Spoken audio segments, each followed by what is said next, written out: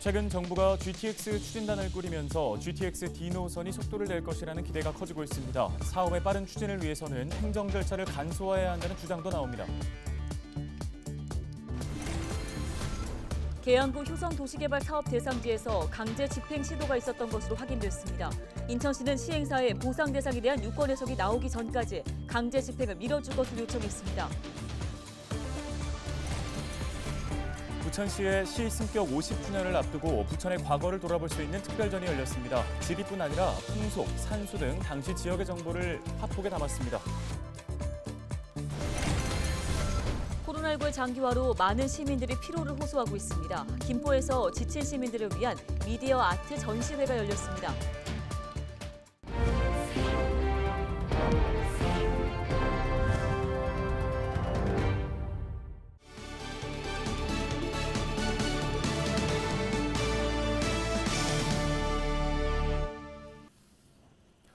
여러분 안녕하십니까? 헬로티비 뉴스입니다. 최근 정부가 GTX 추진단을 꾸리면서 GTX D 노선 역시 속도를 낼 것이라는 기대가 큽니다. 다만 불투명한 노선 탓에 사업 단축을 회의적으로 보는 시각도 있는데요. 네, 빠른 추진을 위해서는 행정 절차를 줄이는 것이 무엇보다 중요하다는 지적이 나옵니다. 이세진 기자입니다. 4차 철도망 계획에 오르면서 홍역을 앓았던 서부권 광역급행철도. 실제 착공까지는 여러 과정이 남아 있습니다. 국가철도망 계획에 오른 후에도 사전 타당성 조사와 예비 타당성 조사, 실시 설계 과정을 거쳐야 합니다. 때문에 정치권에서는 사업 단축을 위해 행정 절차를 줄이는 과정이 필수라는 지적이 나옵니다. 우리가 철도망 계획에 들어간 다음에 다시 사전 타당성 조사를 하는데 이것은 행정적으로 너무 불필요하기 때문에 연구 기회 용역 단계에서 경제성이 있다면 그것을 사전 타당성 조사로 가름하자라는 제안을 했고 그렇기 때문에 한 2년에서 2년 반 정도가 단축됩니다. 네. 원희룡 장관을 비롯한 국토부에서도 긍정적으로 검토를 하겠다고 했기 때문에 철도망 계획 수립 시점에 대한 의견도 있습니다. 서부권 광역급행철도의 경우 불확실한 노선 역시 사업 기간을 늘릴 수 있는 변수. 김포 부천선에서 김포 용산선으로 재검토된 데 이어 강남 직결 노선과 Y자 노선에 대한 불씨까지 살아있기 때문입니다. 5차 국가철도망 계획 수립 시점을 앞당겨야 사업 단축 가능성도 높아질 것이라는 분석이 나오는 이유입니다. 강남으로 가게 되는 GTX D 노선, 부천 종합운동장을 지나서 이 부분도 빨리 좀 진행이 되어야 되는데 그런 의미에서 저는 지난 업무보고 자리에서 5차 철도망 계획을 1년 정도 좀 앞당기는 것이 필요하다. 원래 2025년이었는데 4차 철도망 계획이 늦어졌기 때문에 1년 정도 지금 지체되어 있는데 최근 정부가 GTX 추진단을 꾸리며 민자 사업 추진에 대한 의지도 내비쳤지만 부작용을 두고는 의견이 엇갈리는 상황. 한편 지난 4차 철도망 계획에 올랐던 서부권 광역급행철도 노선은 차질이 없을 경우 올해 말 예비 타당성 조사에 들어갈 것이란 전망이 나옵니다. 헬로티비 뉴스 이세진입니다. 다음 소식입니다. 내년 부천시의 시 승격 50주년을 앞두고 부천의 과거를 돌아볼 수 있는 특별전이 열렸습니다. 네, 이번 주말 부천 역사 나들이 떠나보시는 건 어떨까요? 이정아 기자가 소개합니다. 1800년대 후반 경기읍지 부도를 따 정보를 일부 더한 옛 부천의 고지도. 과거 부천에서 서울 양천까지 길을 따라 서울 가는 길로 표현했습니다. 당시 부천과 서울의 생활권이 상당히 가까웠음을 짐작할 수 있습니다. 대부분 조선시대에 만들어져 지역 명칭은 부천 대신 부평으로 돼 있습니다. 옛 지도는 대부분 15세기부터 19세기에 걸쳐 제작된 역사 사료로 모두 20점이 선보였습니다. 지역에서 고지도 전시가 열리는 건 처음입니다. 단순히 지리뿐만 아니라 풍속이나 읍지, 산수 등 당시의 지역 정보를 화폭에 담아 회화적 가치를 더했습니다. 20세기 이후 측량 지도와는 상당한 차이가 있는 부분입니다. 부천의 역사와 전통성을 다시 한번 확인하는 전시고요. 많은 관람객들이 와서 부천의 변화된 모습을 확인하는 그런 좋은 시간이 되었으면 합니다. 조선시대까지 거슬러 올라가 부천의 역사를 짚어볼 수 있는 이번 기획전은 오는 11월 말까지 열립니다. 또 부천시립박물관은 시민들을 대상으로 부천의 과거 생활 유물을 수집해 역사를 고증하는 중장기 기획에도 조만간 돌입할 예정입니다. 헬로티비 뉴스 이정아입니다. 인천 계양구 효성 도시개발 사업 대상지에서 또다시 강제 집행 시도가 있었던 것으로 확인됐습니다. 현재 이곳은 지난 7월부터 강제 집행이 멈춘 상태인데요. 시행사인 JK 도시개발과 효성구역 비상대책위원회, 인천시 등이 참여한 간담회 자리에서 남은 주민들이 보상 대상자인지를 판단하는 유권 해석이 나오기 전까지 강제 집행을 미루기로 합의했기 때문입니다. 현재 인천시는 중앙토지수용위원회와 국토교통부, 국민권익위원회의 유권 해석을 준비하고 있습니다. 하지만 지난 18일 JK 도시개발 측은 오전 9시부터 강제 집행을 시도했고 현재 남은 5가구 중 주민이 자리를 비운 한 곳에서만 집행을 진행했는데요. 이에 대해 인천시는 사업 시행자에게 법률 자문이 나오고 사실관계가 확인되는 등 상황이 정리된 후에 진행해달라고 요청했다고 밝혔습니다. 반면 JK 측은 공식적으로 요청받은 것이 없다며 사실 여부를 확인 중이라고 전했습니다. 19일 0시 기준 인천의 코로나19 신규 확진자 수는 6,746명입니다. 인천의 신규 확진자 수는 전날보다 약 2,400여 명 줄었는데요. 관련 사망자도 4명 추가 발생해 인천의 코로나19 누적 사망자 수는 1,453명으로 늘었습니다. 인천의 감염병 전담병상 가동률은 51.6%, 중증 환자 전담병상 가동률은 42.5%를 기록 중입니다. 같은 날 경기 지역의 코로나19 신규 확진자 수는 33,378명을 기록했습니다. 경기의 신규 확진자 수는 전날보다 약 9,000명 줄어들었습니다. 관련 사망자도 17명 추가로 발생해 경기 지역의 코로나19 누적 사망자 수는 6,589명으로 늘었습니다. 경기 지역 감염병 전담병상 가동률은 57.5%, 중증 환자 전담병상 가동률은 45.4%입니다. 네, 요즘 시각뿐 아니라 청각과 촉각까지 그야말로 오감을 깨우는 미디어 아트 전시가 인기를 끌고 있습니다. 김포에서는 코로나 시대 치유를 주제로 한 미디어 아트 전시가 열리고 있는데요.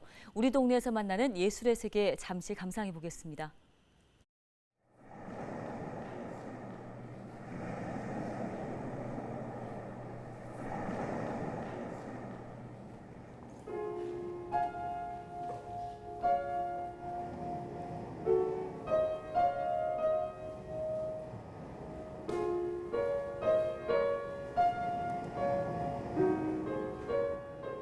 김포 아트센터 2022년 두 번째 기획 전시로 준비가 되었는데요.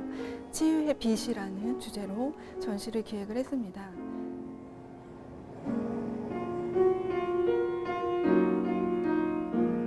프로젝션 매핑 전시는 입체적인 사물의 표면에 빛으로 된 영상을 투사해서 환상적인 장면을 연출하는 미디어 아트 장르입니다.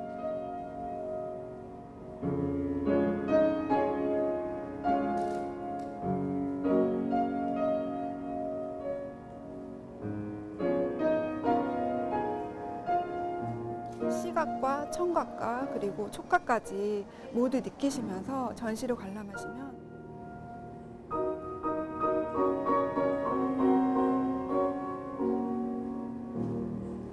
사실 미디어 아트 전시가 높은 관람료로 인해서 접근이 쉽지만은 않은데요. 그런 측면에서 저희는 이번에 무료 전시로 미디어 아트 전시를 선보이게 되어서 많은 시민분들이 부담 없이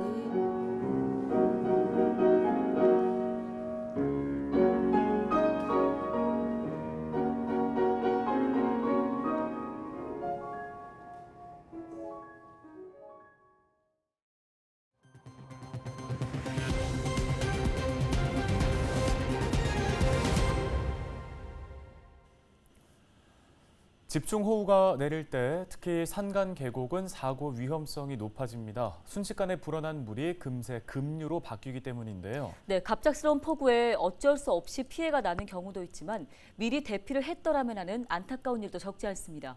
전문가들은 자연 재난 상황에서 빠른 대피가 최선의 예방책이라고 강조합니다. 이다혜 기자입니다.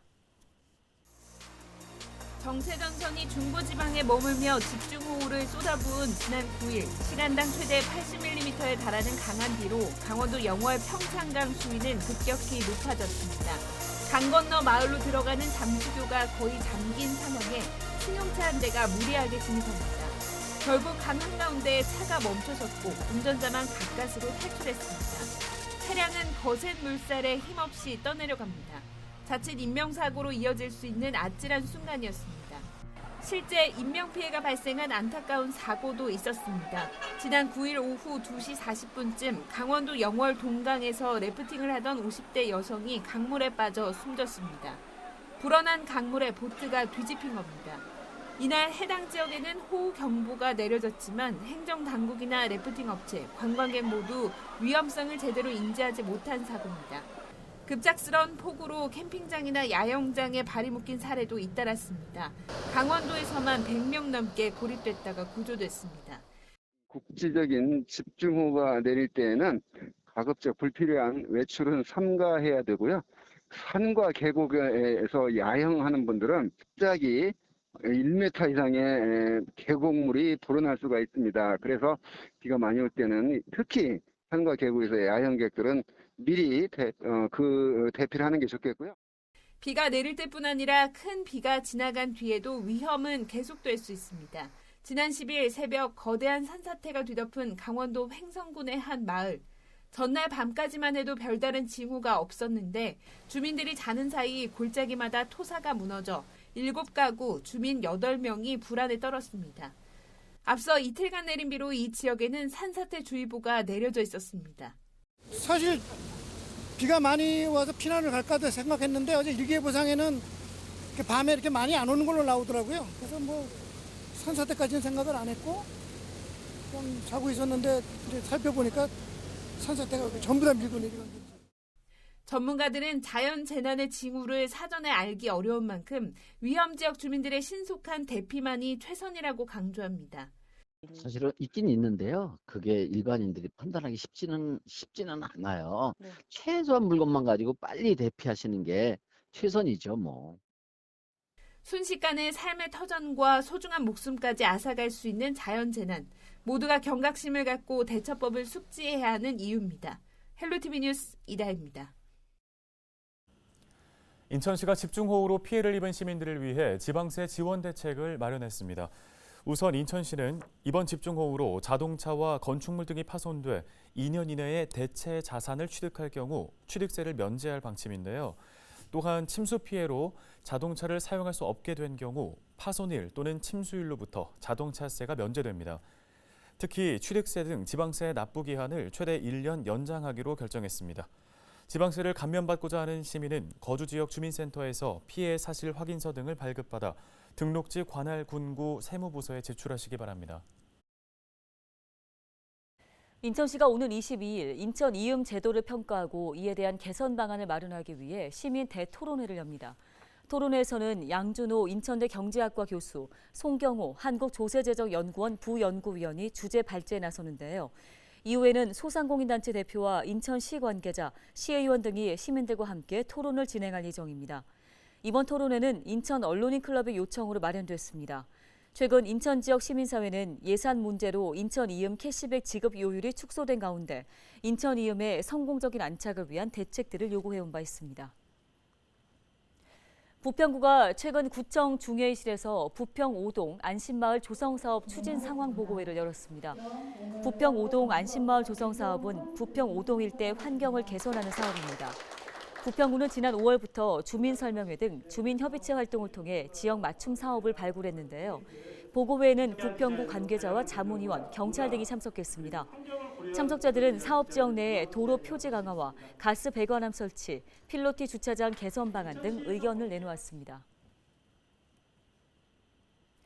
경기도의회가 18일 임시회 마지막 본회의를 열고 1조 4,390억 원 규모의 제1회 추경 예산안을 의결했습니다. 이번에 통과된 추경 편성안 가운데 민생 경제 안정을 위한 비상경제 대응 분야 예산은 2,359억 원입니다. 분야별로는 지역화폐 발행 지원 117억 원, 경기도형 신용회복 및 버팀목 지원 905억 원, 경기미 및 로컬푸드 할인 지원 234억 원 등이 배정됐습니다. 경기도는 추경안이 늦게 처리되는 만큼 분야별로 신속하게 집행할 계획이라고 밝혔습니다. 오늘 저희 헬로티비 뉴스가 준비한 소식은 여기까지입니다. 네, 시청해주신 여러분 고맙습니다.